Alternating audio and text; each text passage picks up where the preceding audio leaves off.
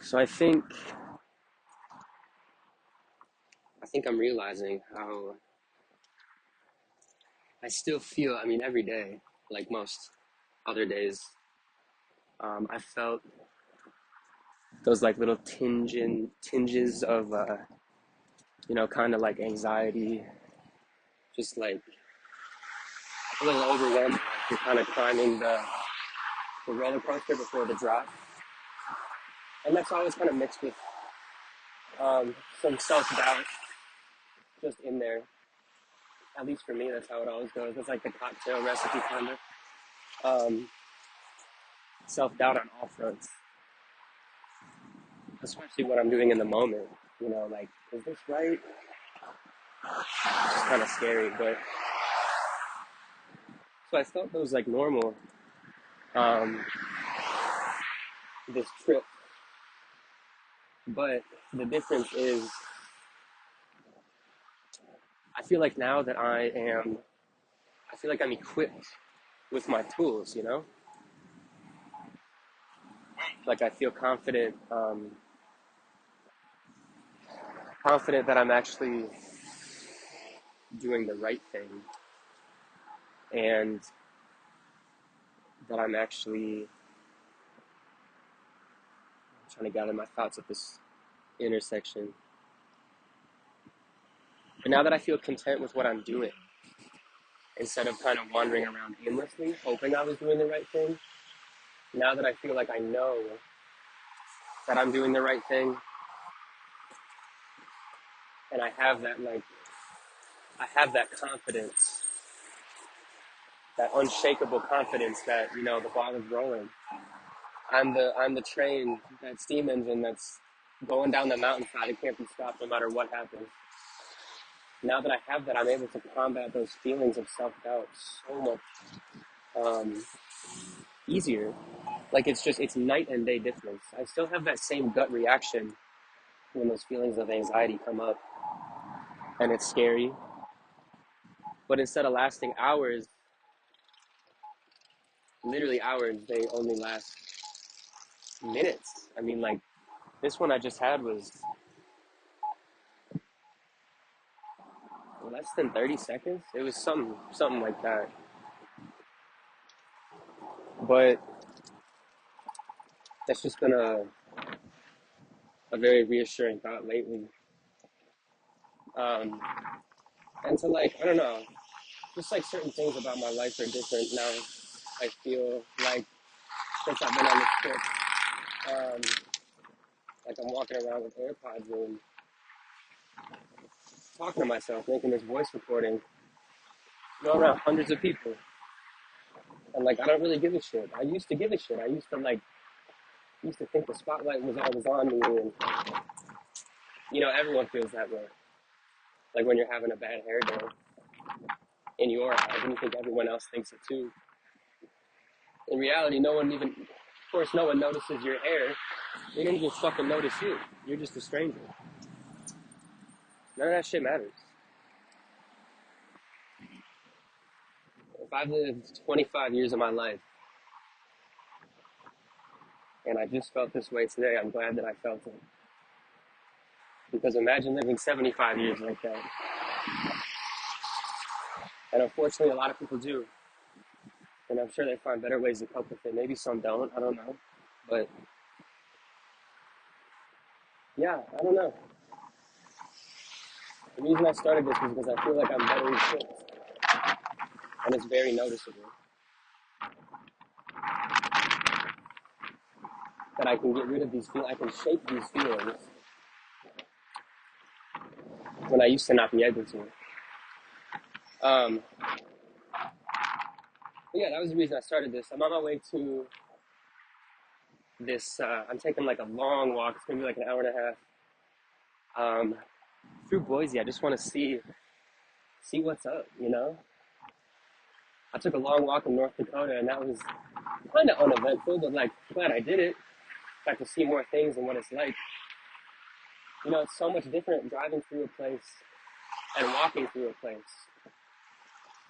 And that's true even if it's not just a new place. Like if it's your home, You notice so many different things when you're on your feet and you're forced to go so much slower than you usually are.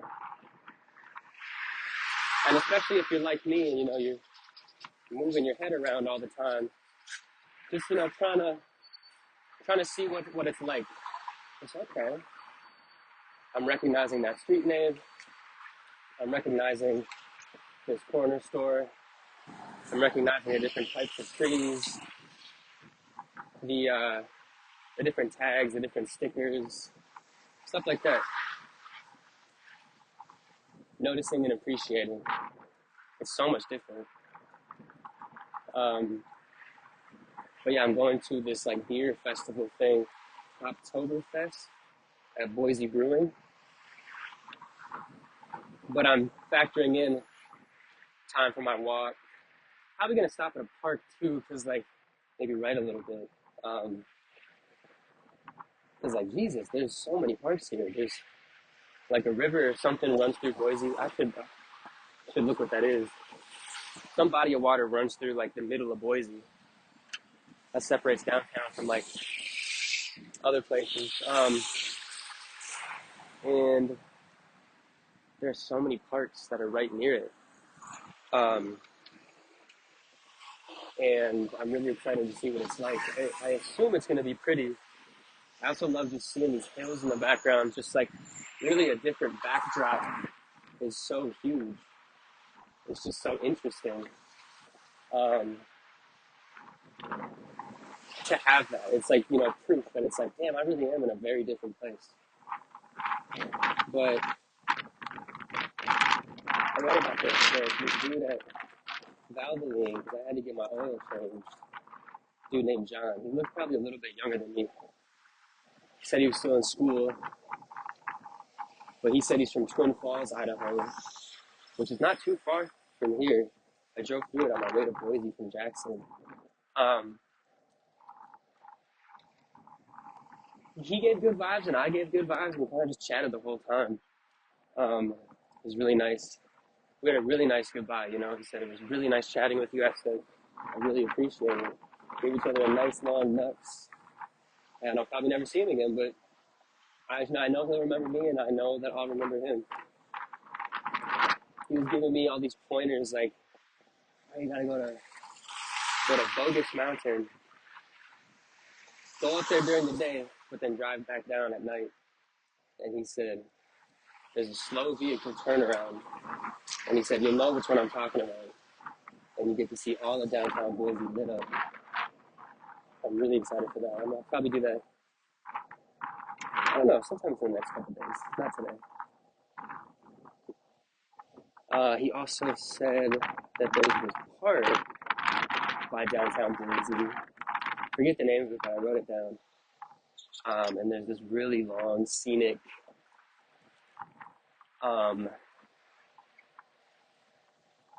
like walkway, kind of, I guess, trail. That's like 20 some miles. But I'm gonna go check that out. Because I'm going downtown Boise right now, but I'll probably check out downtown at least one other time again. Um, just because there's so much to look at. Like, I'm kind of going in the bar area tonight, but he said there's like the zoo there. I don't know if I'll check out the zoo. I gotta think about how I feel about zoos still. But I might. I don't know. We'll see. But he was saying that like there's the zoo over there too. I know there's the Capitol building. And he said something about a dome Capitol building that sounds kind of sick. I was really unaware that was like a specific thing. But that'll be cool to see. Yeah. The Valvoline was also in the same parking lot as this Goodwill. And I just very randomly decided to go in there. I saw 222s on a license plate there. Jesus Christ. As soon as I say that, I'm walking past 333s right now in front of me on this sign. That is unbelievable. Unbelievable. And then when I got two cool pairs of pants, and a hat, and my total was 1777. And I made a quick note, like when I see triple digits, that is a sign that I'm doing the right thing, that I'm walking forward on the path that I have chosen. And that is a very thrilling thing. And I just got really big chills because of seeing those triple threes. That's crazy, bro.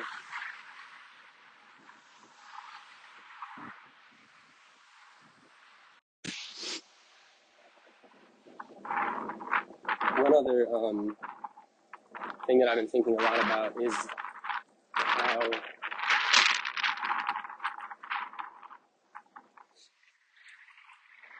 this trip, I don't think I said this, I kind of mentioned it briefly. I was talking about like psychedelic drugs and how I've kind of felt like similar ups and downs and different chapters on this trip.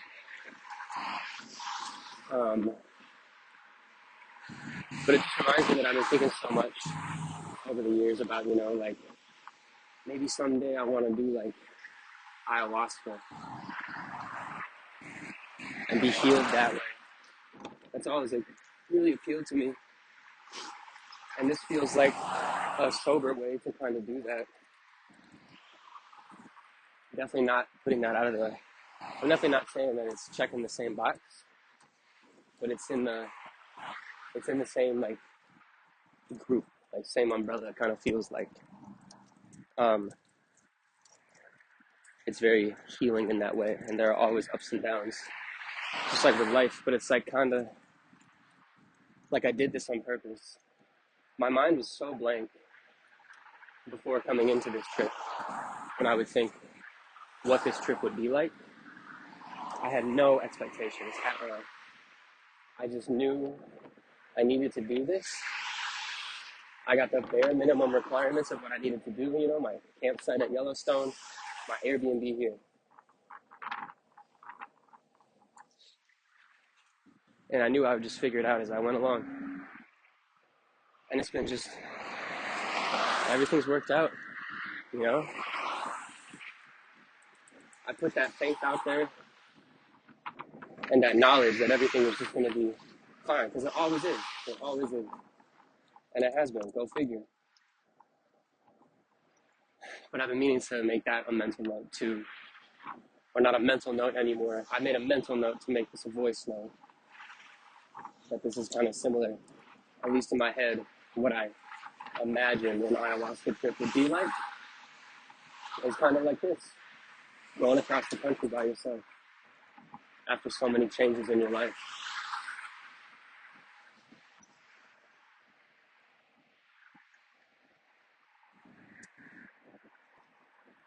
One of my favorite thoughts that I've had is just the idea that I'm never alone. I think that was one of the first things I talked about when I started my voice recordings. Never alone, because I always have my team, my God squad. In every sense of the term, my God squad.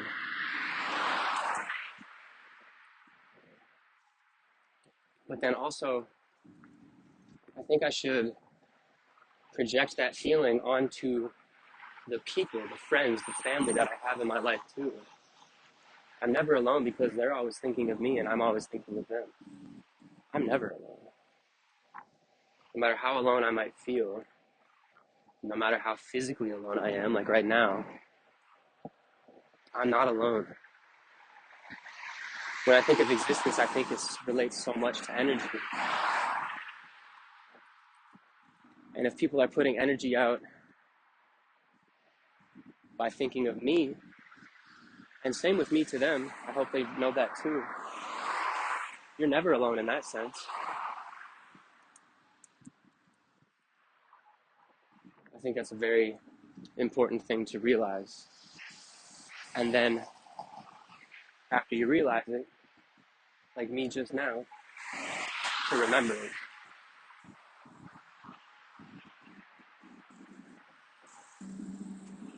I think I want to try and write a poem when I get to the part about me and how I feel,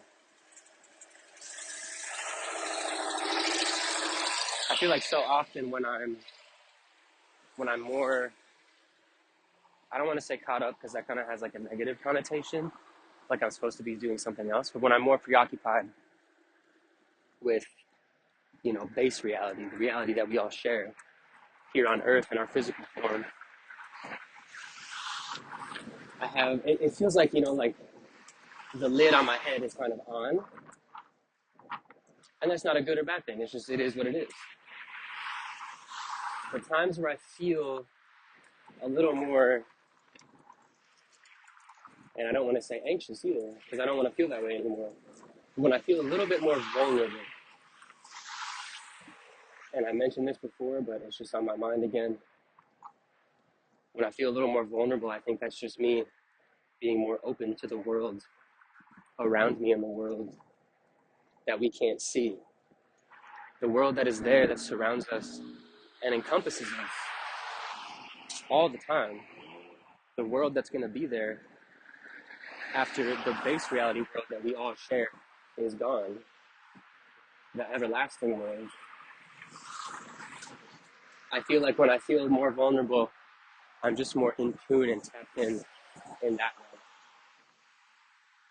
Like this morning when I was meditating, I was so excited to be in Boise and to start doing all the activities that I wanted to do. It was really hard. My mind kept wandering. After a little bit, I was kind of like, okay, I'm clearly excited about base reality.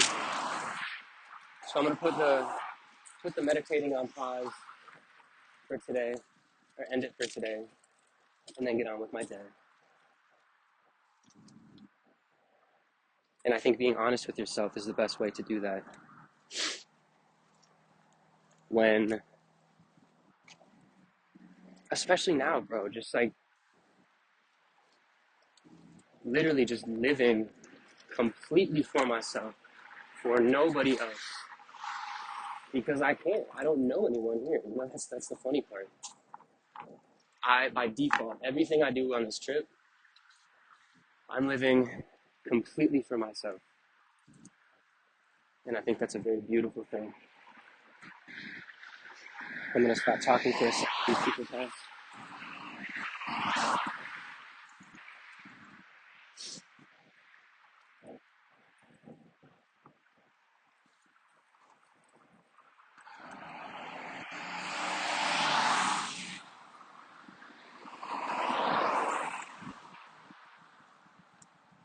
But yeah.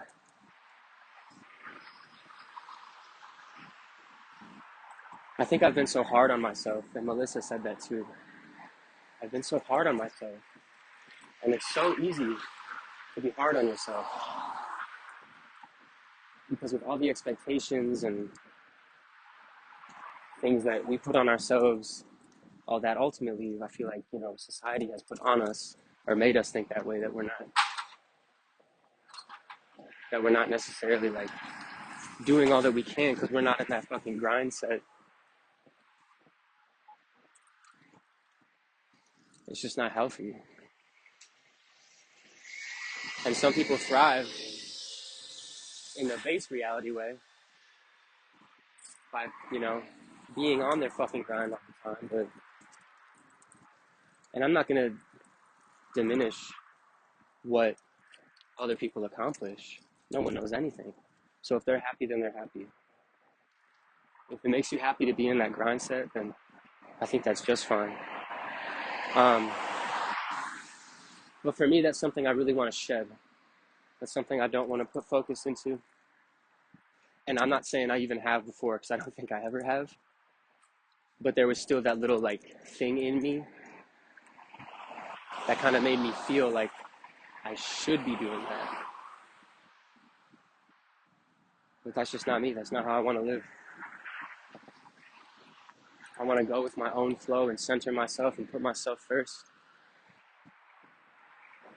Because I know that I'm capable of doing that. while not sacrificing my integrity or the well-being of anyone else. I think honestly, if I do this as I plan to, it's going to benefit me and everyone else infinitely more than if I put that base reality lid on myself. I don't think this is where I belong.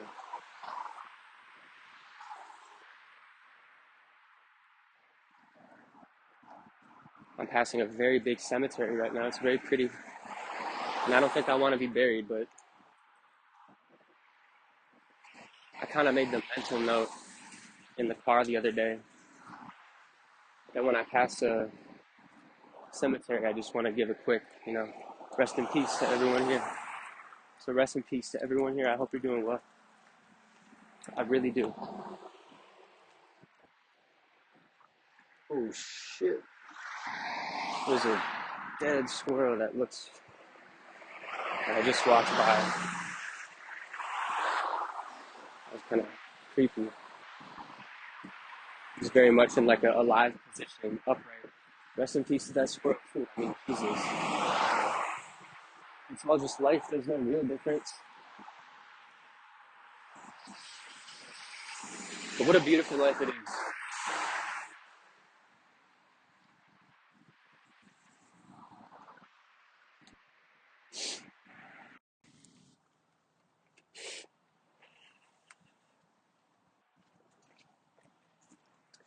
Okay.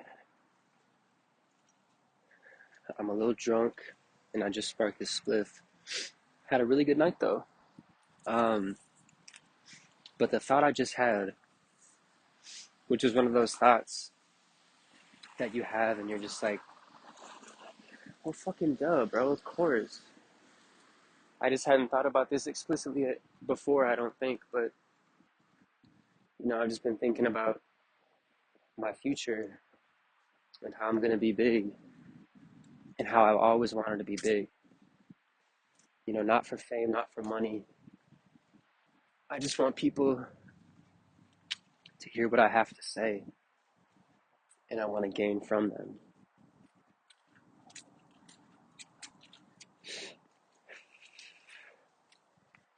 But I just thought, like,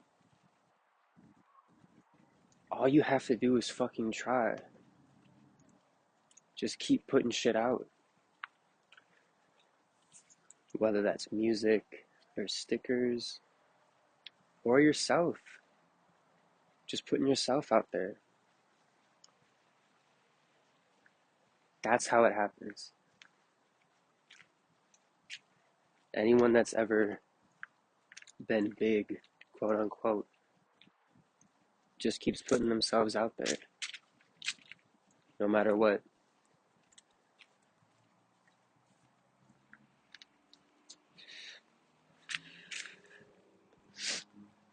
Even the people who,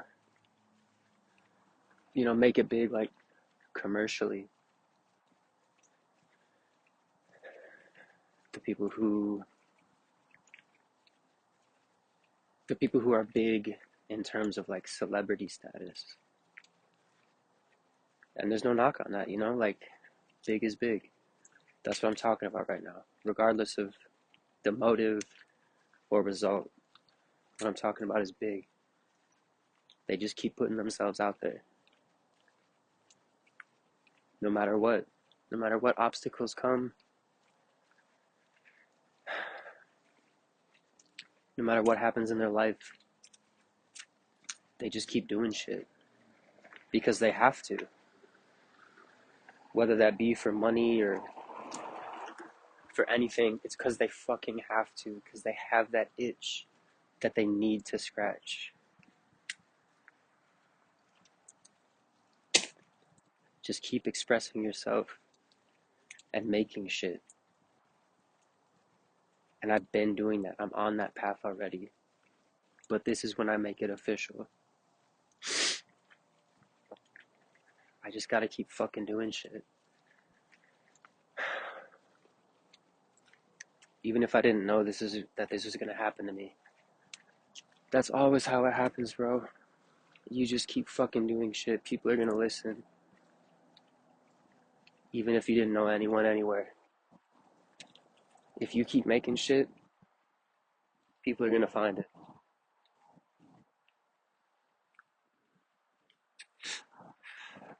And that's amazing.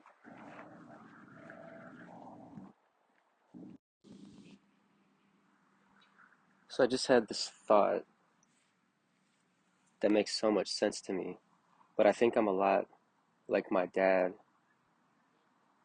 Um, the more I learn about him, the more I realize how similar we are, and the fact that we have these big ideas and we just kind of commit to them right away,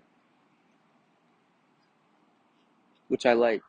It's just very interesting. I never really like put that together with my dad, but maybe I got that from him like very subconsciously. Cause I mean, just thinking about, when he said he was gonna move to Seattle and then did it. I mean, he didn't move there, but he physically went there, decided to come back, but and then also with LASIK, he was so told me very recently that he was just so gung ho about it because back when he was young was when they first started doing it.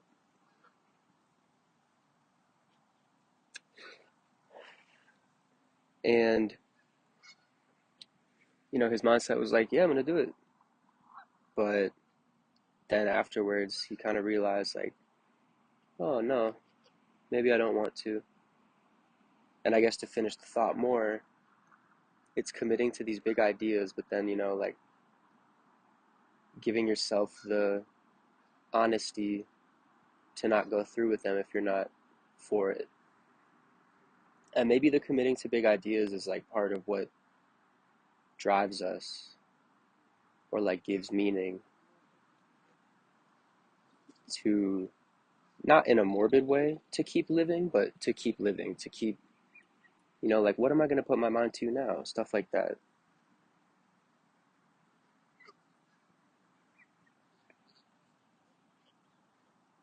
I'm sitting at this park, Julia Davis Park, the one that John from Valvoline told me about, and it's gorgeous. It's a perfect fall Sunday here in Boise. I mean, perfect. The leaves are beautiful, dancing in the wind.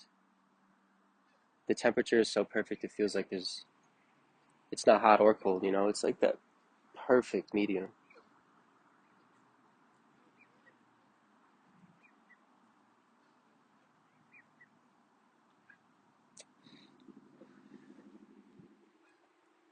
And today was a lot slower than any day I've had before, which makes sense. It's my second full day at the spot that I'm spending most of this trip at.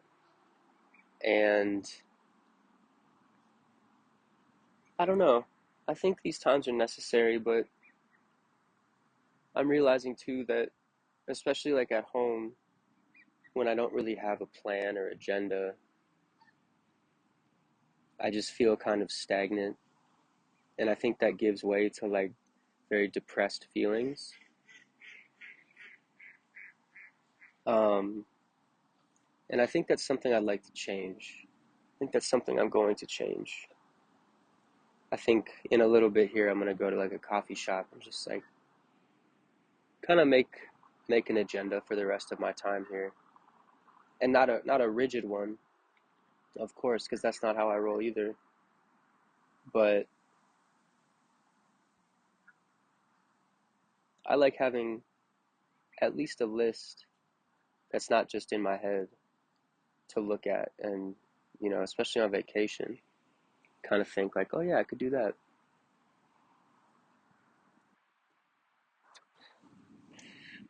And I think at home that'll suit me very well too, which is what I want to do and what I want to create.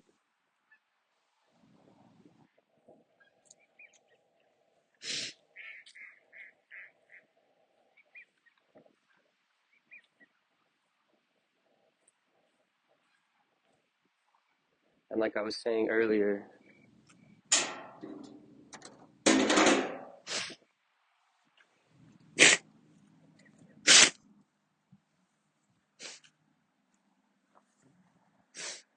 ugh, so congested. Um, but like what I was saying earlier, um, God damn it, I stepped in goose poop again. Um, I love living, I love going to places and just living in them, not with like a rigid agenda. Like I'm not someone that needs to fit in all that I can in this short amount of time that I'm on vacation at this one place. Not like a very like anti-tourist mindset personally. I love just coming here and like going on walks. And like even when people were asking me, oh, what's in Boise? Going to Boise? How come? And my answer was very truthful. It's just, I don't know. I just picked a spot and went here. And I think that's tight. I think that's tight as fuck. I'm happy that I did that. But that's really how I like to like experience different places. Is just being very, very chill and just kind of like pretending I live here, you know, not like putting on a front, but just like doing a lot of the same things as I would in my normal life in a different place. I think that's a very good reset for me. And it's fun. It doesn't feel overwhelming in that way. I think my energy, like as a person in general, just doesn't like suit that kind of like go, go, go, like pack everything in kind of mindset. That's just not me.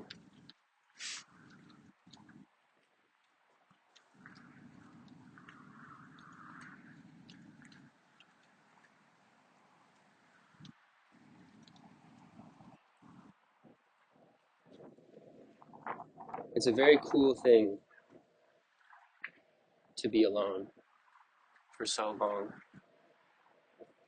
even though it gives way to like a whirlwind of emotions. Because you're really just by yourself. All you have is your thoughts. But that's a great thing. I think that's a great thing to exercise.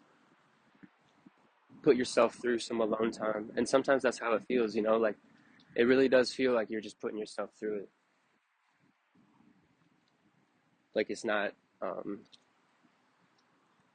not a bad thing, but it's not always easy.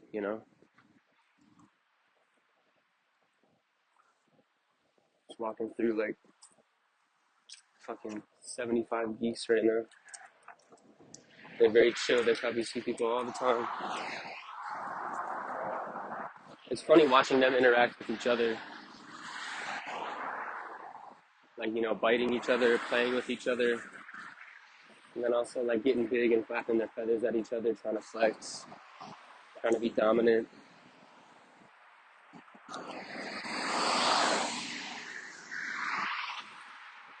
John from Valvoline also told me to go up on Bogus Mountain at night, but I think I'm just going to do it right now. I think that I want to do it right now, so I'm just going to do it right now. I'm excited to see what it's like, because it'll be pretty no matter what. I don't need to see this the nights.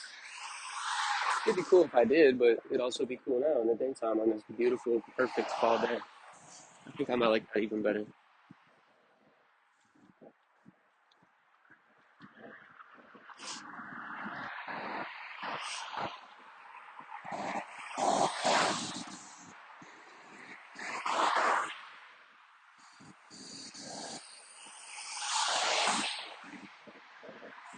When I was sitting on that bench, I was feeling like I've kind of already, like so like with my sobriety, I felt like I gained what I needed to, and I cut it short than what I was telling everyone. Um, and I was thinking like on the bench, I feel that way a little bit now too with this trip, and I still have a full week left. It hasn't even been a full week since I was gone. I'm not even halfway done. but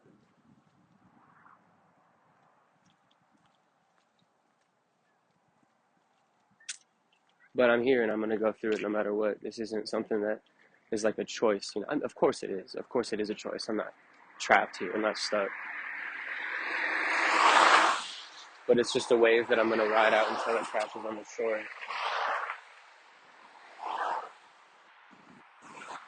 But I'm excited to go home. I think the main thing is I'm just excited to go home in my space and do what I need to do.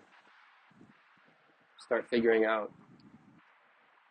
what it is that I need to do. Figure out a new routine and what I want to do.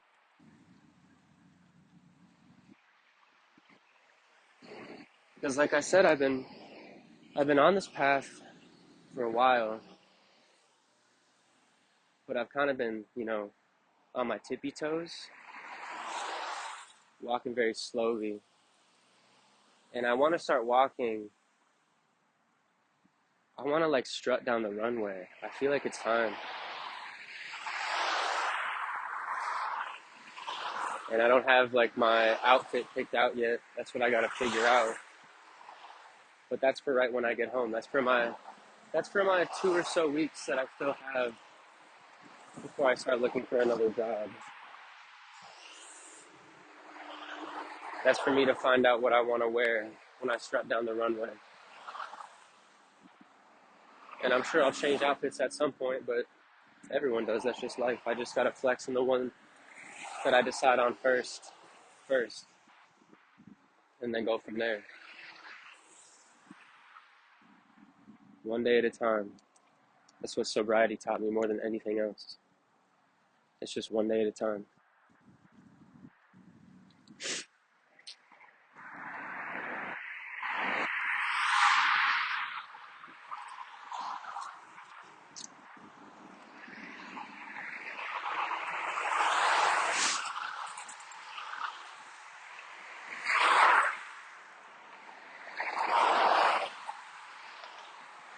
I also feel very content with all the things that I have with me right now. And even though I'm very, very far away from home, the furthest I will be on this trip, I feel very content. I love having my car. I can't even put into words how nice it is to have my car. And I'm very proud of myself that I went so long without a car. And honestly, I think that's partly why I feel so grateful for it now too, because I've known what it's like for so long to not have one. When everyone else around me did, pretty much. Like low key.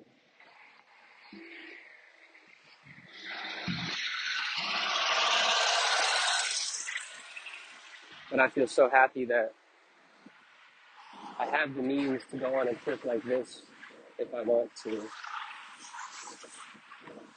And I have been feeling very fortunate that I'm able to do this.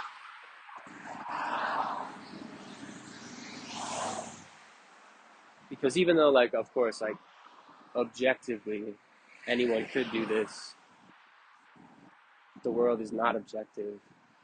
And that's not true for a lot of people. Whether it be because of finances or children, things like that.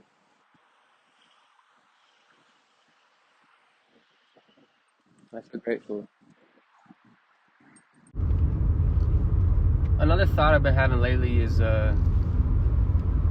you know, this last like year, really, I've just been so preoccupied with myself in a necessary way. I think I need to focus on myself more. And I've been doing that. I think I'm on the right path, regardless. You know, I've been wondering, like, where do I stand on being complacent? Well, let me rephrase. In the past, I feel like my mindset was either black or white. It was either complacency or anger, you know, just in general of like the way things work in the world. especially in America. And it's been on my mind a lot, you know, how I want to feel moving forward, because I want to live like the calmest life possible, and I don't want to be so mad all the time. But I realize it's a privilege for me to even say that, of course. It's not even like a realization. I've known that the whole time, but I was less focused on that because I was kind of down the road. Like, the more immediate and urgent matter was focusing on myself in order to be a better person in the long run, if that's what I wanted to view it like anyway. Like, it's necessary that I've taken this time for myself. And here I am in Boise, and I found the road. I was on the wrong road. I found the road to go up to the Bogus Mountain stuff. But I'm in this residential area right now, and it's so interesting because these houses, I mean, in Boise, you know, just like any other place, there's some not so nice looking houses. There are people without homes. And then as soon as you start going up like the mountainside, the homes just start to get a little nicer. And the higher you go, they get a little nicer. Go up even higher, and here we have this fucking Highland Cove gated ass community that looks boring as shit and is for sure 100% white. Like, that shit is just makes me sick. There's just no, like, how can you live in one of those things and think that you're like special? Like, you're so like focused on being like your hyper individual, you know, I made all this money because I worked hard, blah blah blah. How are you gonna have a boring ass looking house that looks the same as all of your neighbors with your stupid Target Halloween decorations that are lifeless, that are stupid? Who's even gonna fucking trick or treat up there? You kidding me? But I know they're all gonna have, you know, like 100 king-size candy bars. Anyway, it's like, damn, I know that exists everywhere, but, you know, of course, maybe not like seriously yet, but I was just thinking like, oh man, maybe I want to live in Boise someday. I don't know. If it's as white as it seems, like, I don't know if I could. But regardless, back to the thought that I was having. I think I will be able to find the middle ground, or the gray ground, I should say, because I can't look at this in black and white. It's not only complacency or anger. That's just not true. That's how I felt in the past, but that's not true. I know I'll find that gray ground. The further down this path I go, I feel like I'm pretty close to it already. But it's just been interesting to think about, because I think a lot of my integrity and all that stuff, like, I don't think I could live with myself if I just lived in like a white ass place, you know?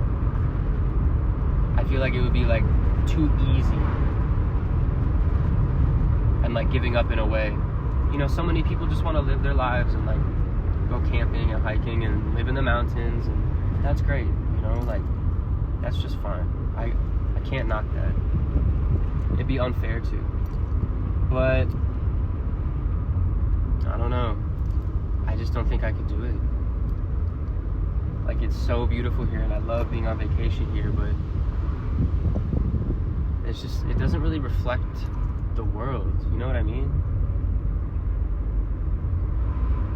This is this is a less than half-baked thought, but it was just on my mind. I feel like I should talk about it. So that's where I'm at right now.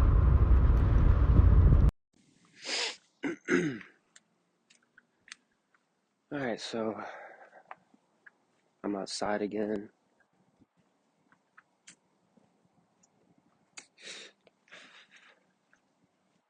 It's the first time I've talked in a few hours.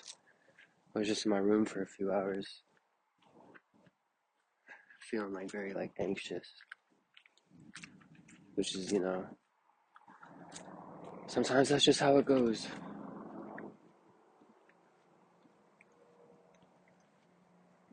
Yeah, it was not fun. Sometimes it feels like,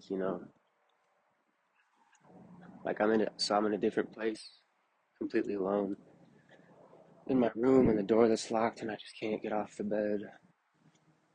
Just feeling very like overwhelmed, which kind of renders me paralyzed a little bit.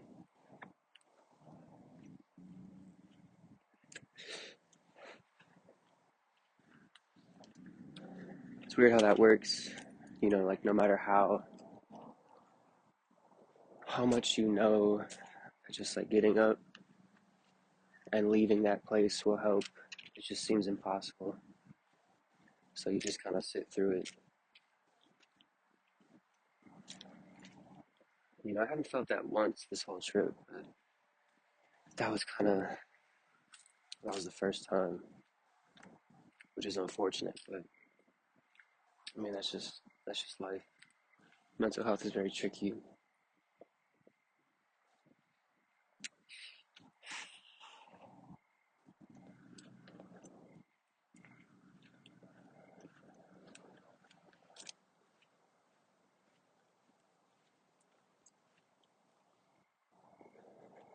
And it's not always good. But I feel better now that I'm talking and that I'm walking around. It's good to remember.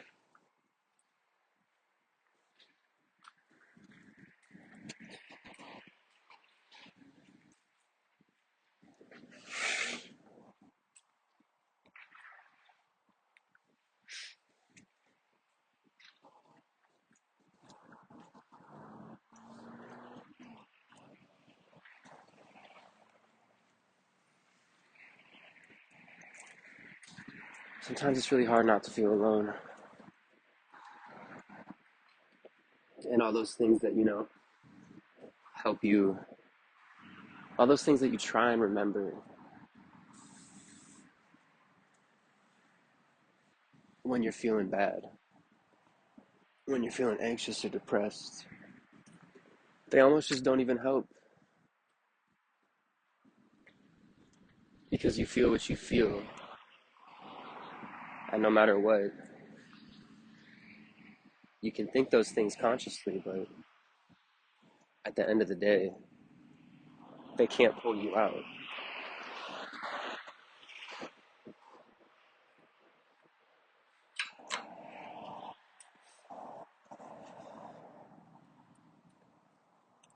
It's tough, man. There's no answer. I mean, you get used to it, you learn to live with it, but it's fucking tough all the time. Every time it happens. I think today will be the hardest day. I mean, it has been. And I was gonna say precautions, but that sounds dramatic. But I mean, in a way, it is. I planned my days out the next couple days. And I know that's gonna help a lot.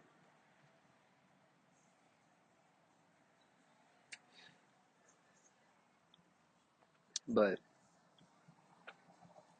I feel like I got through the worst of it.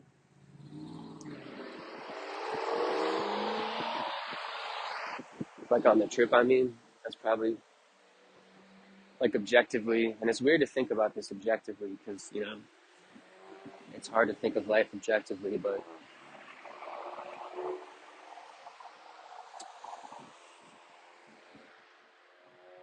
I feel like it makes sense that that would be the hardest time that I just went through.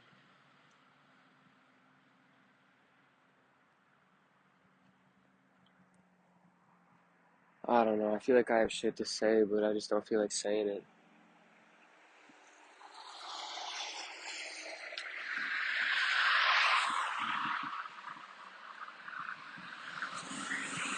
But I guess that's part of the trip, right? Ups and downs, like I was saying.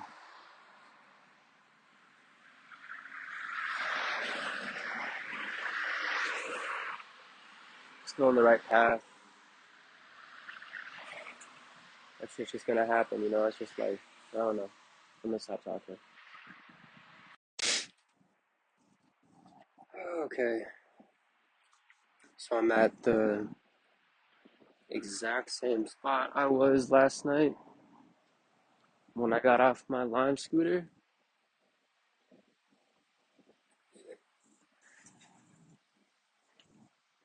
And I said, "Oh, I'm a little drunk and I just sparked a spliff." It's the exact same shit.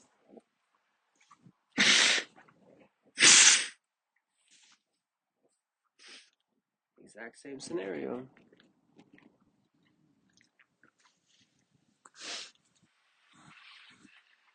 But I guess that's kind of beautiful, isn't it?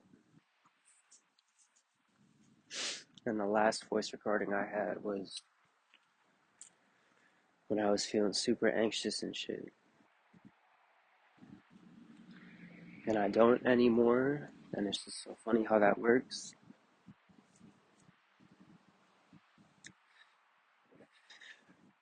Because that's just life. I mean, that's always how it goes. And I know that, but it's just so hard to see that sometimes. When you're feeling the way you feel so stuck.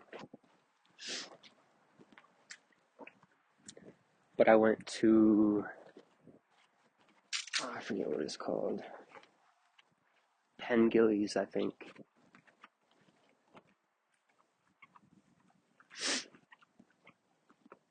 And it was a really good time. It's a cool bar. And I mean, the whole time I was there,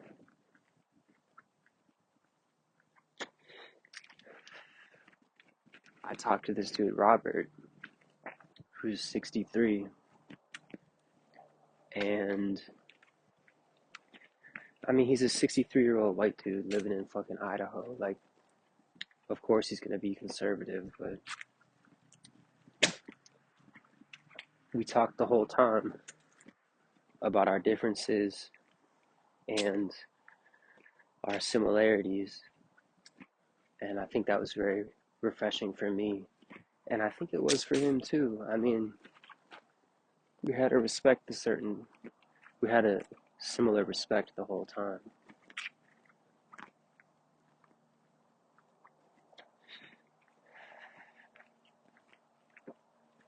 But that's the kind of shit that I want, honestly, just to talk to people like that, stating my mindset and listening to his.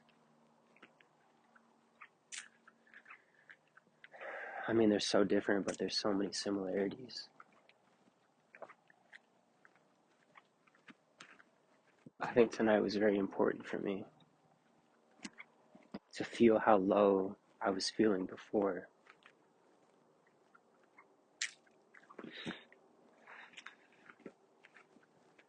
But then to have an experience like that, it's just so interesting that, I thought maybe like, oh, I'll meet some people on Tinder and see what's up. That hasn't happened. That probably won't happen. But here I am talking to old white conservative men, and then the other night when I met Talia, who appeared to, you know, I'm not gonna project, but who appeared to be very LGBT in that community. It's just funny how I don't meet with the people who I expect to meet, but like the people on extreme ends of different things, and have very, very interesting conversations with them that are the most meaningful. I mean, like, what meaningful conversation would I have with someone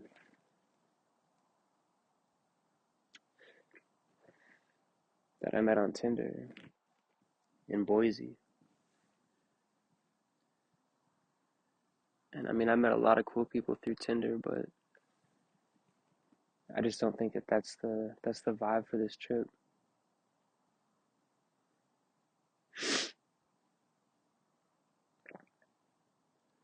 I know that this trip is necessary and very worthwhile, even though it really has kind of put me through the ringer already. It's very interesting. I was talking to Robert about that tonight, about how,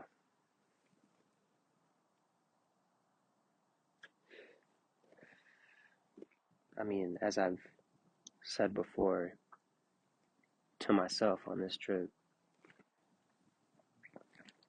it feels like I'm kind of putting myself through the ringer, and I knew I would be to some extent, but I didn't know like the full extent. How can you ever know? But when you put yourself in a situation like this, when you're just completely alone,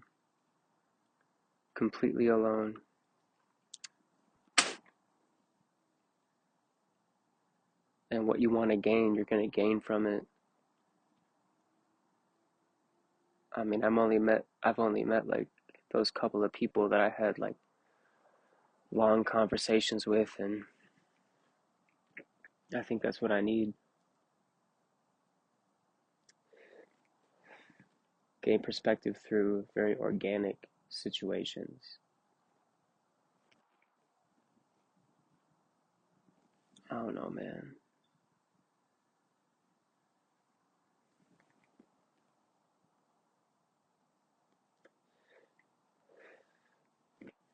Robert's 63 and he's still figuring shit out, even though he feels so differently on different things.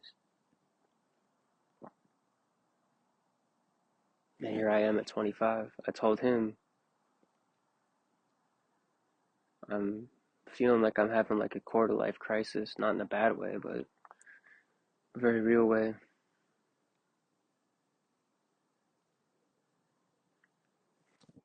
I'm very appreciative of the interactions I've had so far.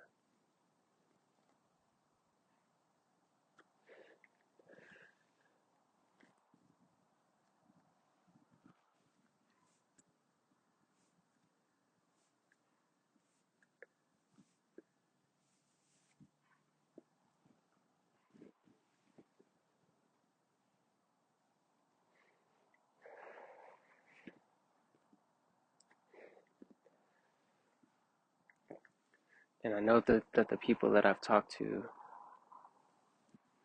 will remember me and feel the same way. And I guess that's all I really want. I guess that's what I came here for.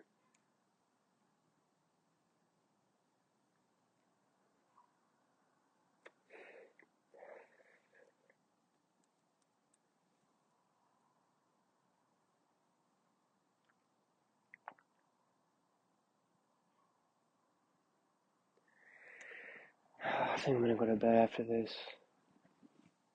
I'm excited for the next couple of days, but damn, I'm not even halfway through this trip. I guess maybe now I'm like about halfway through, but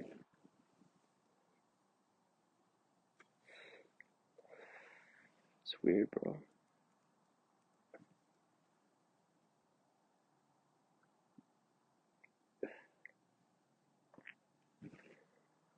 Boise, Idaho will always have a very interesting place in my life after this, for sure. And I plan on getting a tattoo tomorrow of Boise, Idaho. So, I don't know, it's just one of those things. Like I've been saying, my emotions may differ, but I feel like I'm on the right path. I saw 444 earlier today.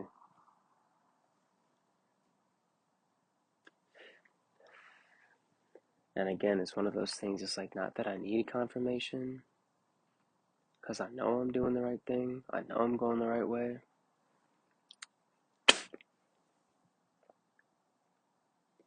But it's just nice to see that validation. It always is.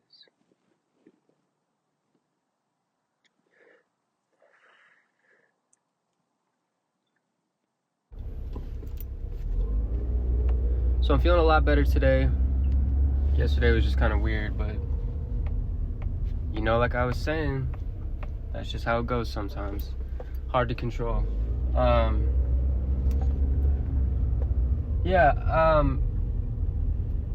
was thinking earlier today about how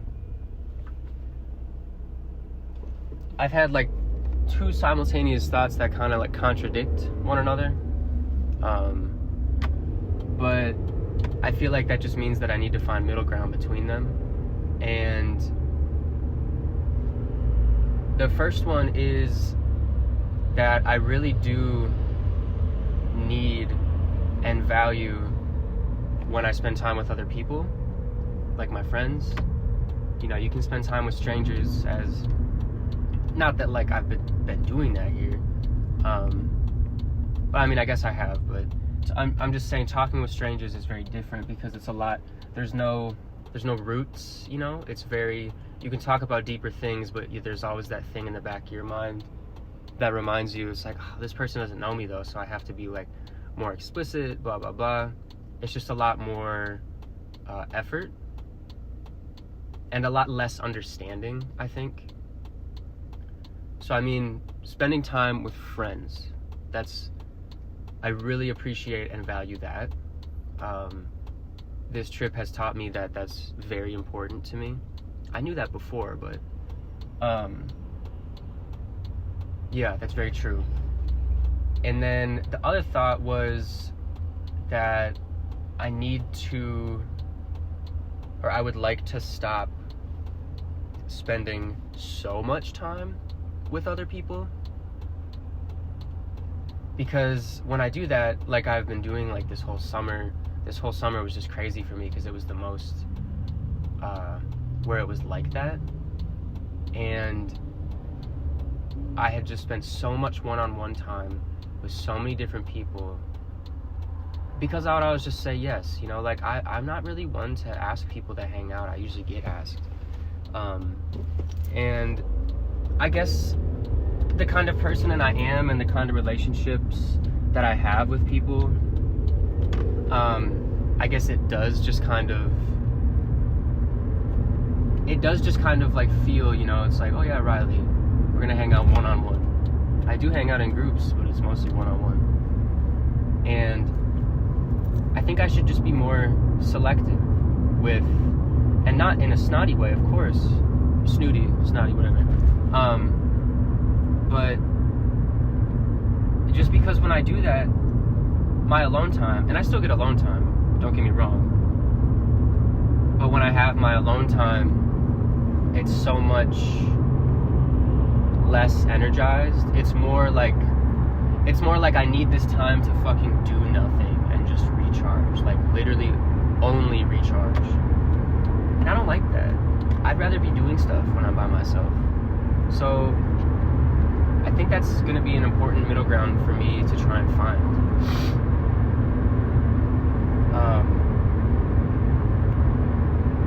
Because I want to do stuff when I'm by myself. That's when I want to create.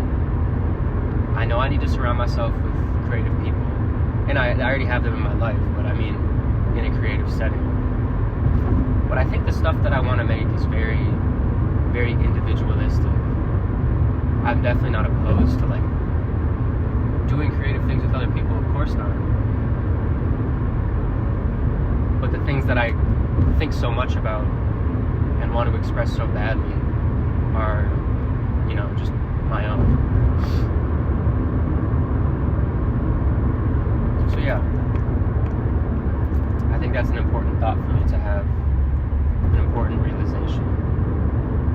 I was also thinking about Robert from last night because I didn't really talk that much about him, but it was very interesting. Our conversation, you know, I even told him like word for word, you know, look, I'm not like, I know that you're not trying to convince me. I hope that you know that I'm not trying to convince you. And he was like, oh yeah, of course, you know, I'm glad we're having this conversation. He gave me a hug, gave me nugs. For someone like him though, it's just interesting because for someone like him who's 60 and white and a dude, he probably does like those conversations because for him, they're just conversations. And the only things that they affect are his money. They don't affect his well-being or social status or anything like that. And there were a lot of things that we agreed on, you know. He was talking about positivity and how he ends all of his Facebook posts with positivity always wins. And I think it's kind of a privilege to think that way because for him that's true. And no matter what anyone says or does, he'll never stop thinking that. And I think that's a good thing. I think that's a good thing to think. You know, he's not a hateful person. No matter how, he said, I'm very, very far right. After I said I'm very, very far left. And,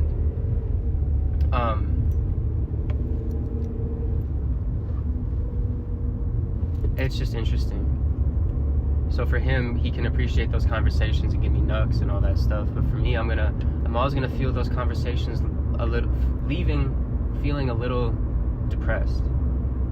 Because, it's like, yeah, I'm glad I'm having these conversations, like, at the very least for myself to gauge the world more, Okay, let me talk to a real life conservative, and, he's talking all this, like, good stuff about Idaho, and it's like, yeah, that's great, dude, but, like, Idaho's not very populated, and you still got people without homes on the street. It's like, no matter what, it's just kind of, it's not the same. And for me, it's impossible to, I just can't believe that, God damn it. Sorry, I was trying to drive. It's hard for me to see how some people just, like, can't see how lives can be different from theirs. He was so adamant on, I can't park here either, great. He was so adamant on the fact that everyone puts themselves in situations, no matter what situation they're in, and anyone can get themselves out. And I'm telling him, bro, it's like, well, did you choose where you were born? Nobody chooses where they were born. Or if we do, like, before we manifest into, like, physical beings, we don't remember that we chose where we were born. So for the sake of the argument with our reality, because we're talking about situations and issues in our reality, so let's just keep it there. Nobody chooses where they were born. How are you going to tell me that you have the same opportunity to do shit if you were born into, like, a billionaire family, or if you were born into a family that's, like, borderline homeless, or literally doesn't have a home? Like, come on now. That's not the same. And even if you tell me it's all about the hard work that you put in, how are you going to tell me that that's fair? It's absolutely not fair.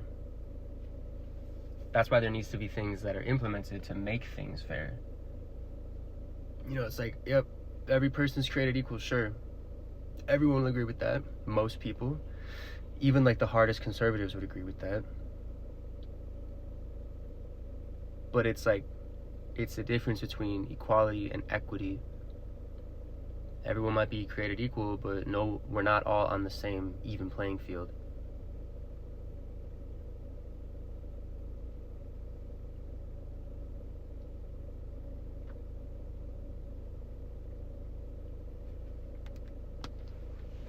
But at the end of the day,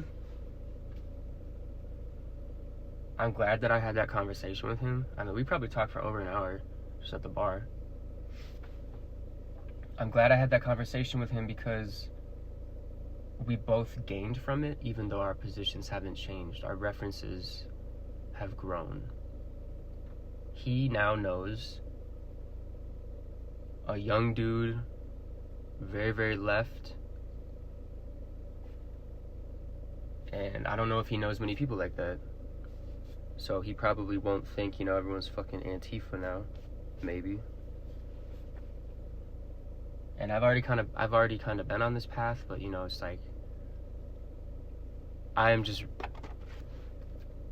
have a better gauge for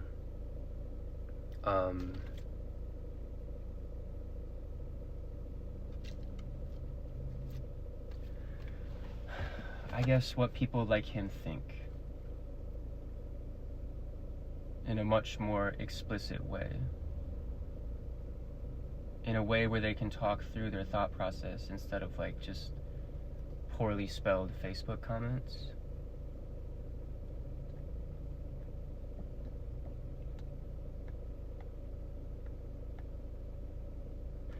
And he's a person who just relies on only himself. And I relate to that a lot. It's nice to be able to rely on yourself. But I was trying to tell him, like, well, he even said this first, you know, it's lonely. It's lonely when you rely on yourself. And I'm like, well, you've been in love, right? Haven't you trusted the other person? And he said, yeah, but not to provide my happiness. And it's like, okay, if that's fair. Maybe not your entire happiness, but like, you can let up a little, bro. I don't know. But so many people feel that way. That it's just them against the world. Which is unfortunate because it's not true. And I think it's a little delusional. As I said at an earlier point in this road trip, no one can do anything alone. It's ridiculous to think that. You still depend on people, whether you consciously realize it or not.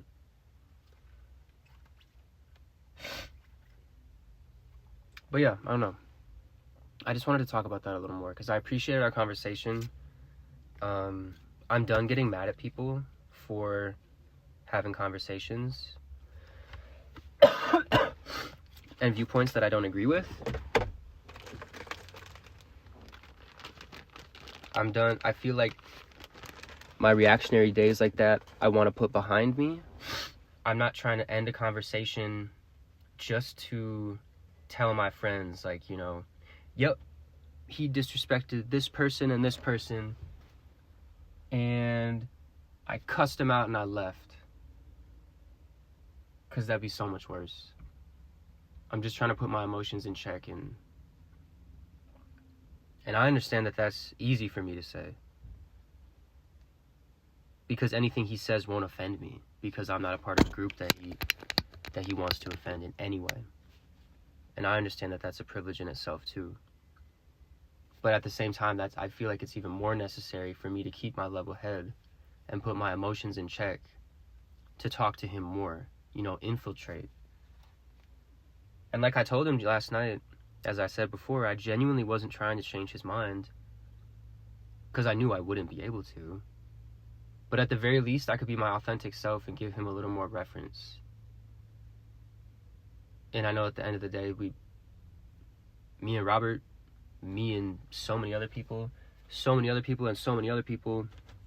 we just have different beliefs, and we have different values, and we hold different priorities in different orders. So I think that's always gonna just be an objective fact too. And I've known that for a long time. I've talked about that before, or written about it. But that doesn't mean we can't try to make everyone happy. It's not like well, we're all different anyway, so why try to change what's already bad, you know? Like, might as well let it run its course, you know? I think once we realize that's just a truth, along with other truths that I hope everyone realizes at some point, I hope it's more inspiration to try and make everyone happy with all of our differences.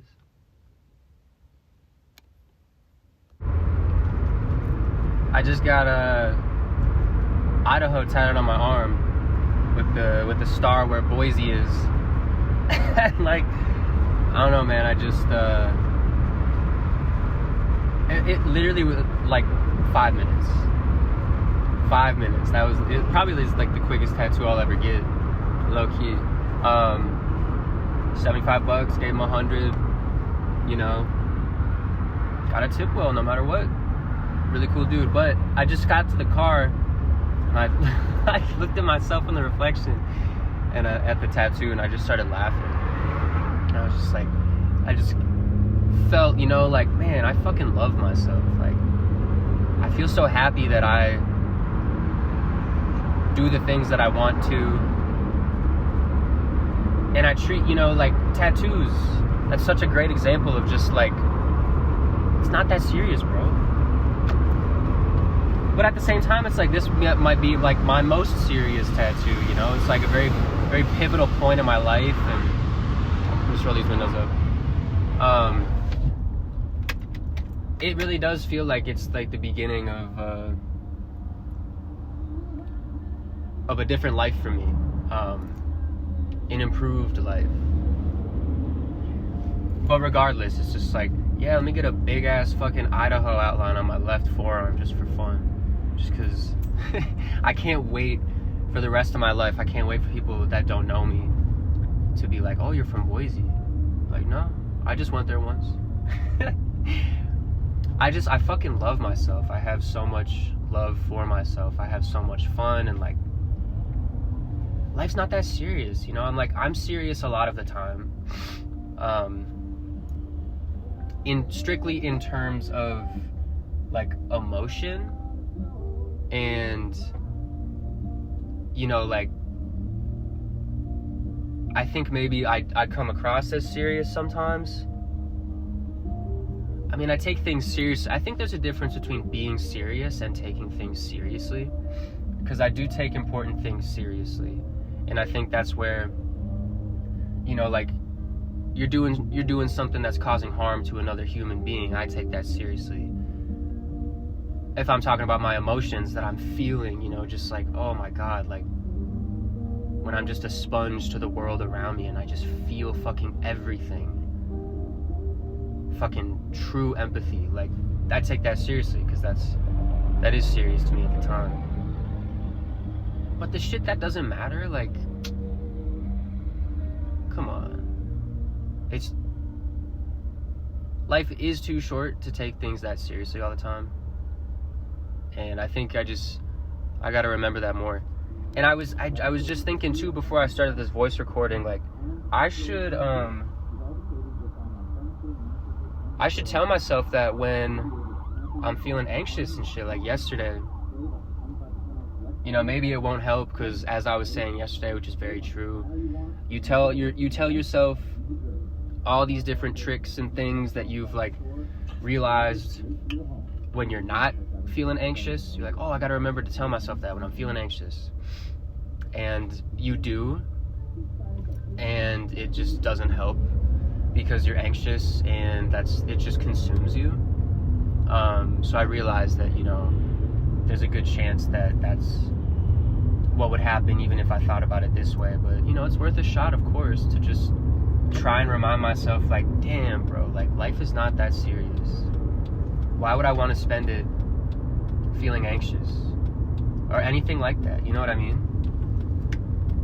And of course, it's not a choice. It's not like nobody wants to feel anxious. Why would you? But sometimes that does help me, you know, when it's like when certain things happen and you're just kind of like, man, it's fucking unbelievable. All you can do is just laugh and shrug. Like,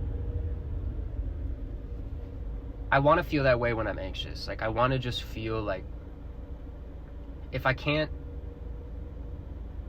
talk myself through it / out of it quickly, I hope I can just feel so horrible quickly enough to where it's just like, man, I just gotta fucking shrug my shoulders and laugh. What else, you know, like the what else can I do sort of thing. Like, I feel like that would help me a lot. And it's like I was just saying, life is not that serious. I don't want to spend my fucking life. And then thankfully, you know, my anxiety has gotten better. It's gotten more familiar to me. I think that's actually like the biggest thing. I remember when I first started feeling so awful a couple years ago, I was talking to a kid about it. They told me, like, you just kind of get used to it. And I was like, damn, that sounds awful. But they were so right. And it's really not that awful. The worst is at the very beginning, when you think you're going crazy because you don't know what these new feelings are.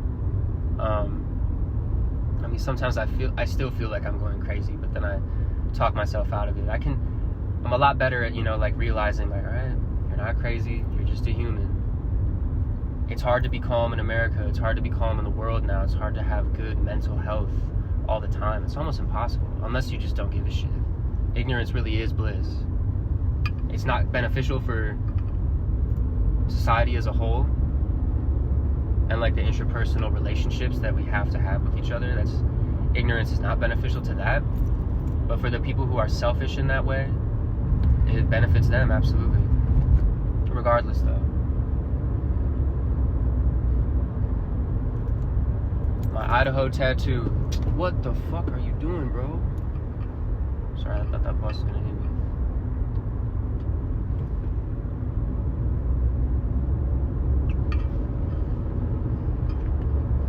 I'm a Boise boy now. I was talking to, it's surprising, like, just like scrolling through Tinder, or just the people that I've talked to, like Weston, the tattoo guy from Salt Lake, now he lives in Boise, the really cute person at the thrift store that I'm gonna go back to because I had to go get my tattoo, so I didn't have time to look through everything, but oh my god, it's so cool there, and oh my god, they were so cute. If they ring me up again, I think I'm gonna tell them I think they're very pretty. But they were from Portland, and they stayed in Boise. And like on Tinder, like I was saying, a lot of people like, oh, San Diego to Boise. Boise slept on, bro. It's really fucking cool. Cool enough for me to get a tattoo of it on my arm forever. At first it was just gonna be Idaho, but then I was like, oh no, I kinda want Boise. Because Boise's sick. Boise in particular. And I still got Idaho, you know? It's the best of both worlds.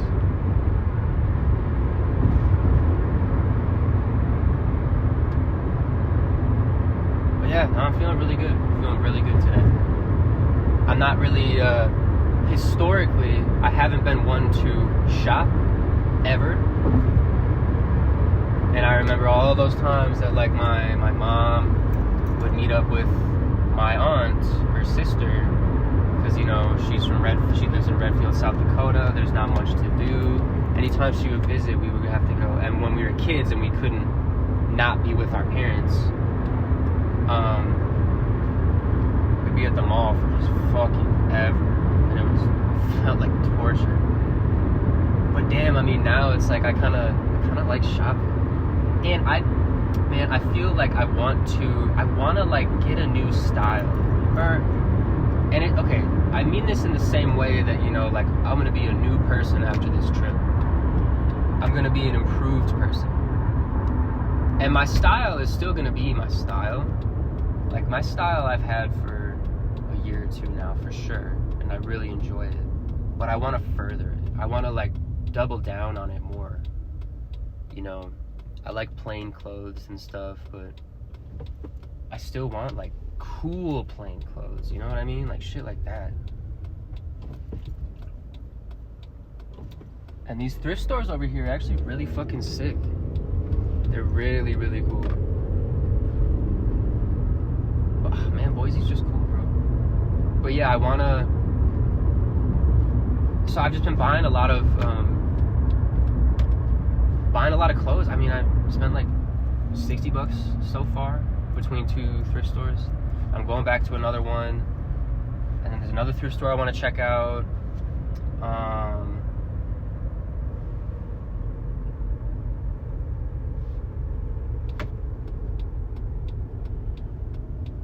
Sorry.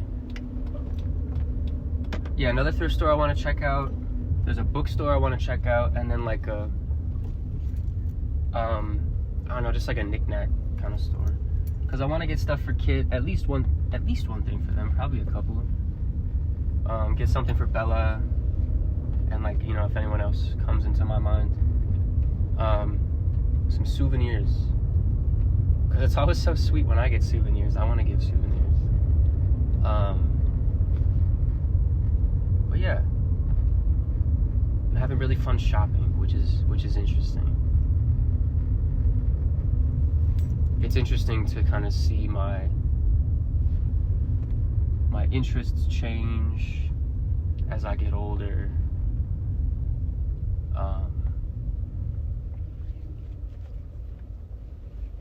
And just kind of like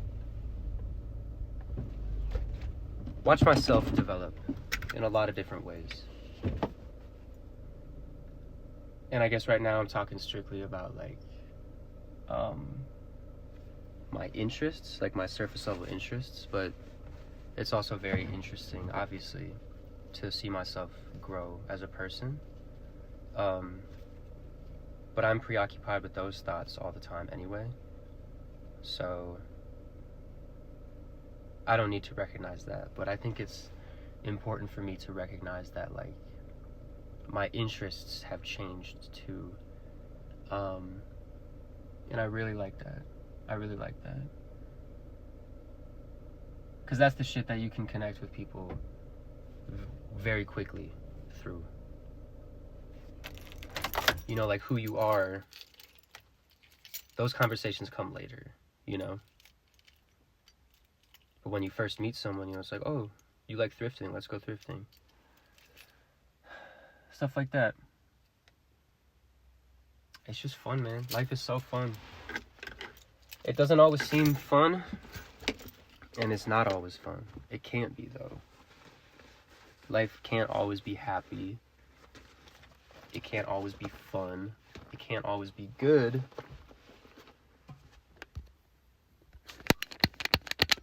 But it always will be again. That's the thing.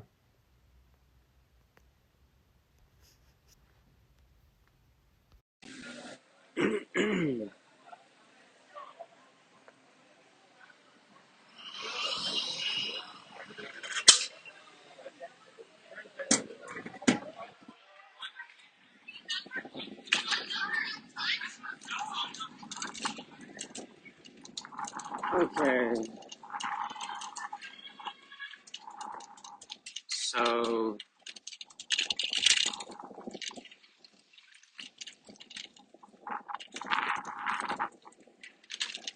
I was talking to this dude, Dakota, tonight, right? And this is the second person in 2 nights that I've talked to that was very interesting. That wasn't, you know, definitely didn't have the same views as I did.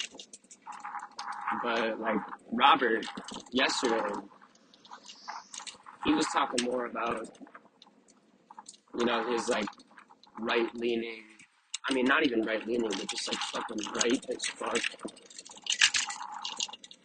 ideologies in terms of, you know, how to live your life in this material world that we're talking about.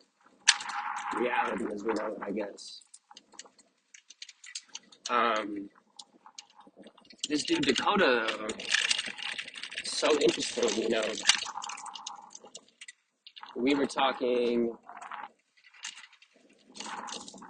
about the other world, you know, the world that we don't know, the world that's always around us.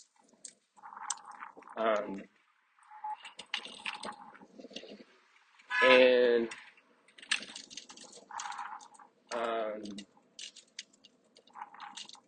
he was very, very religious, and I didn't realize that.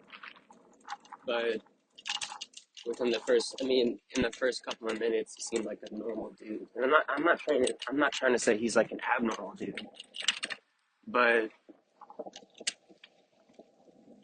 he was saying, I can't remember what question I asked him, but he was essentially, I asked him, you know, like, oh, like, blah, blah, blah, like, what do you feel like living here every day, blah, blah, blah. It was something super general like that, and then he replied, like, you know, like, oh, like, God is what I feel all the time. I was like, okay, let's talk about that.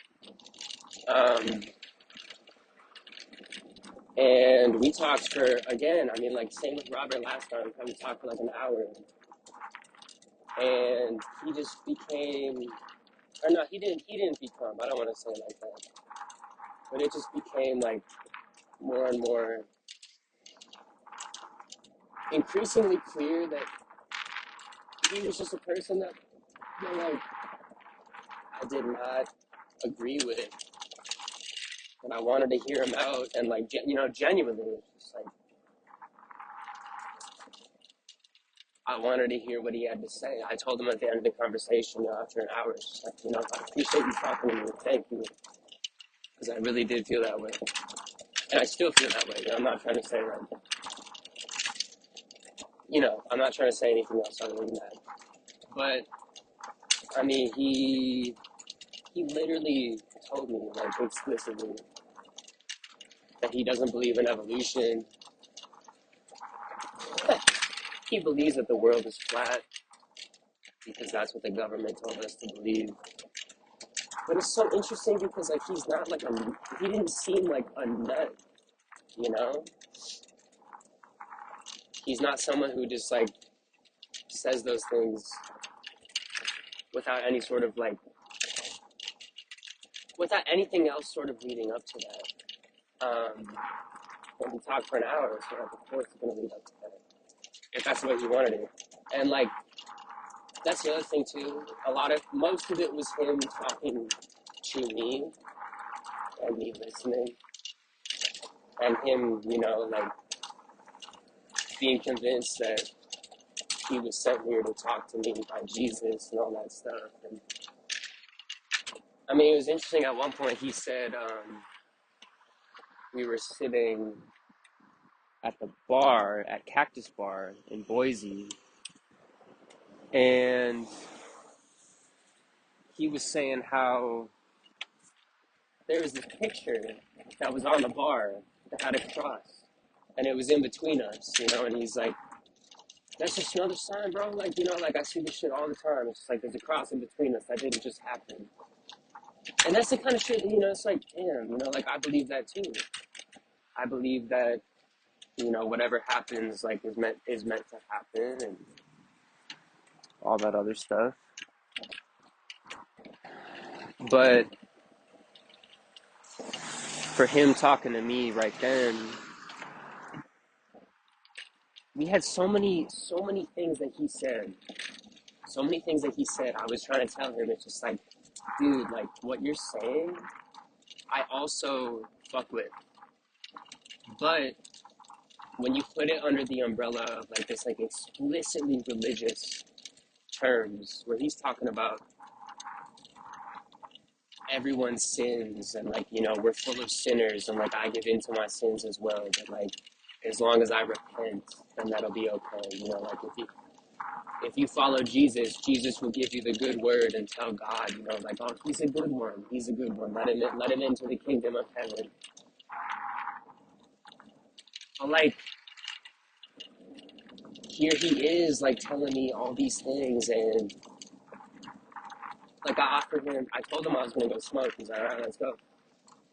And I offered him one, and he was like, or I said, I mean, do you want it? Like, because he was kind of hesitant. I was like, do you want it? It's really no big deal if you don't. He's like, well, of course I want it, but, like, you know, should I? And then I put my lighter away, and I was just like, I don't know, man. Like, you tell me. I'm not trying to get in this conversation. I just want to have a cigarette, blah, blah, blah. And he ended up smoking, and he ended up telling me, I mean, this is before we even smoked, but it's a very similar mindset. He was telling me about how, like, oh, like, just the other night, you know, I was like, I was with these witches, and, like, they seduced me, and one of them, like, she was sucking my dick, and I was fucking her. Like, he literally said this word for word. And he told me at the bar tonight, he's like, I knew I fucked up last night because of my, like, pursuits of the flesh. He didn't say pursuits of the flesh. I didn't say that because I watched all the Sunny, and that's what Dennis says, and I think it's really funny. But it's very, very applicable in this sense, because that's exactly what it was. But he was just trying to describe to me, you know, like, the difference between, like, you know, who people are and what they do as sin, and God is always, like, forgiving of sin. And then, I mean, like, the most rigid point where it's just like, you know, like, bro, I'm not gonna fucking, like, entertain you on this shit. Because as I've been saying before, you know, I'm trying to have conversations with people and not let my emotions, like, dictate how the conversation goes. But he was saying, like, talking about, like, gay people or trans people. And he was saying how those actions are sins. And he doesn't he doesn't judge the individual for that, but he judges, not, I don't even want to say that. He doesn't judge the individual for those things, but he views them as sins. And at the end of the day, in his eyes, people need to repent for that, for being gay, or being trans, or any of those things. And I asked him, can you repent after you die, or does it have to be before you die? And he was like, no, before you die. Blah, blah, blah. I was like, Jesus, bro. People like that are just so delusional in my eyes. He talks my fucking ear off for like an hour about Christ. The people that I fucking like in the past that I used to like judge and laugh at. And I don't want to do that anymore, and I still don't. But it's just like, oh my God, bro. What you're telling me right now is just like, that's so fucked up. And I asked him a separate time, like, do you think that the people that, do these things that you don't agree with, are they fucked? Are they fucked forever? And he said no. Like, they're not fucked forever. He was giving me all this bullshit. I mean, he fucking read me like a scripture. He read me multiple scriptures, and like, I don't even know what scripture means. But he was saying the difference between like scriptures and parables and all that shit. And he was asking me if I had a Bible, and I was like, no. And it's funny because like, I took a picture earlier today at a thrift shop that I was at. I said, free Bibles, one per person. And it's like, I took a picture of it because I thought it was funny, bro. I thought it was funny that, like, like, everything else in their store is priced for, like, Bibles. Oh, yeah. You can have a Bible for free, like, because we're just doing you good, we're blah, blah, blah. And it's funny because I was about to say, like, oh, it's good karma. But he literally told me earlier tonight, it's just like, New Age talks about karma. He talks about manifestation. And he said that, like, as if it's not true. And he said, but that shit's been written in the Bible for fucking centuries. And blah, blah, blah. But, like, I'm really not trying to shit on him too much. Even though I just feel so fucking differently than him. And I just, like, people like him I don't think are good to the world that we know. Because, like, I mean, but then again, he even, like, admitted. I mean, he says himself, it's like, the world that we know right now is ruled by Lucifer. And I told him I was raised Catholic, and he said, oh, Luciferism? I was like, what the fuck are you talking about, bro? But, I mean, I heard him out. It was very interesting to know what he had to say. But it's like, I don't know, dude. I don't know how you can, like, put so much faith into, like, such an explicitly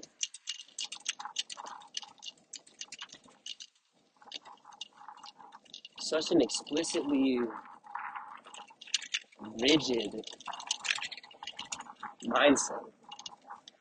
How is that good for anyone? I just don't know. And I asked him what he defined himself as. He said just a Christian. So he doesn't, I asked him, like, just kind of plain curiosity, like, do you go to different churches? Or do you go to churches? Or do you go to, I asked him, do you go to church? And if so, what do they label themselves as? And I really wasn't trying to be interrogating. I was just trying to know what he was fucking talking about. And he said, I go to different churches, like, okay. I mean, at least he's consistent, I guess. But, like, it's very fucking interesting. A lot of the things that he was talking about, like, he even said words that I've been feeling lately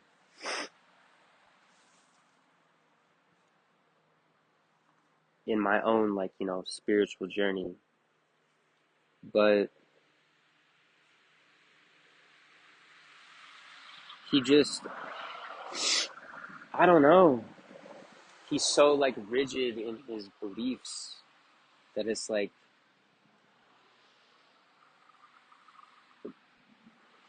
I don't know.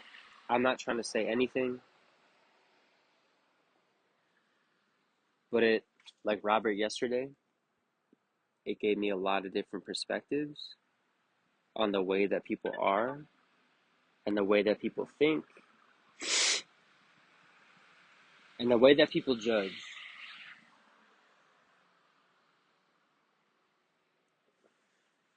And one of the funniest things to me is that just like, he says all these things and he says like, oh, like everyone's living in sin, blah, blah, blah. And like, I've sinned too. I sin drinking. I sin having sex. I sin having a fucking cigarette with you. But it's like you're doing them right now, bro. Come on.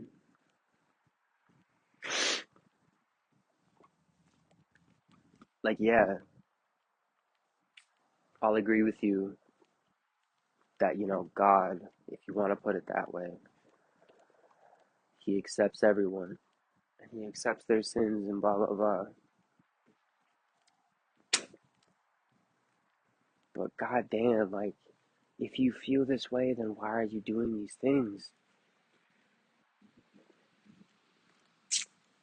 And if you feel this way and you still are doing these things, then, like, why don't you think of something else? Like, why don't you just think that, like, we do these things because we're human and this is the only world that we know? Like, yeah, you can have faith, but, like, you don't have to have faith in, like, such explicit terms.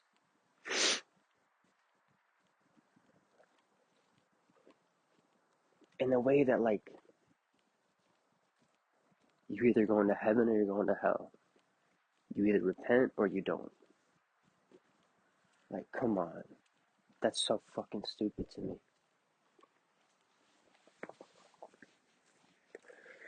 And I was just trying to tell him, like, I told him so many times, it's like, bro, like what you're saying right now, not even the shit that I've said in this voice recording, but it's just like, bro, like what you're saying right now, I agree with you, but let me tell you how I agree with it. I don't agree with it under the terms that you're saying. I don't look at it in terms of Christianity or God or any of these things.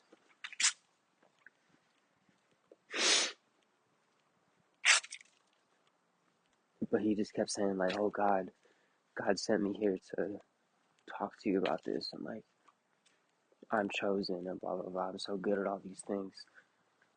And I mean, to be fair, he did talk about like, the difference between like being arrogant and being humble, and I appreciated that. I appreciate a lot about what he told me, like truly. And I told him that. But like at the end of the day, I feel like people like that are just they're so far gone to where like their actions in the real world just don't mean anything because they put so much faith into the fact that like, oh, like if I do things that are sinful in their eyes, God will forgive me as long as I repent. I don't know.